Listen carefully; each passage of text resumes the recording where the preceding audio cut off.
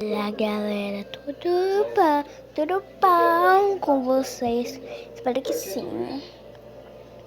Hoje a gente vai ensinar como é que coloca esse somzinho aqui. Simples e fácil. Mas sim, é com o aplicativo. O aplicativo das configurações. Primeiro, a gente vai aqui nas configurações, se tiver config.as configurações. E a gente clica na opção de som e vibração. Aí,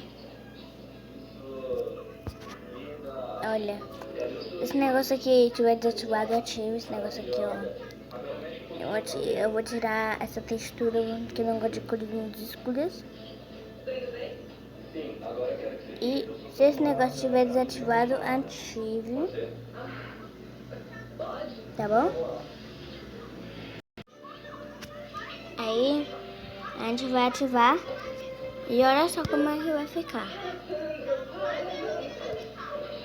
Vamos aqui no YouTube que eu vou pesquisar por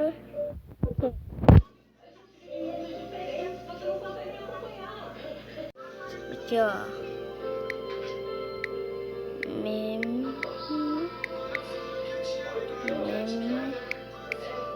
A gente vai pesquisar tipo assim, memes narrados.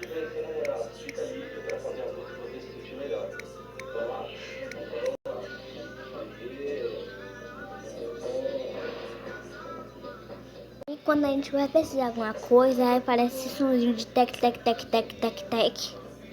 que é do som de teclado mecânico.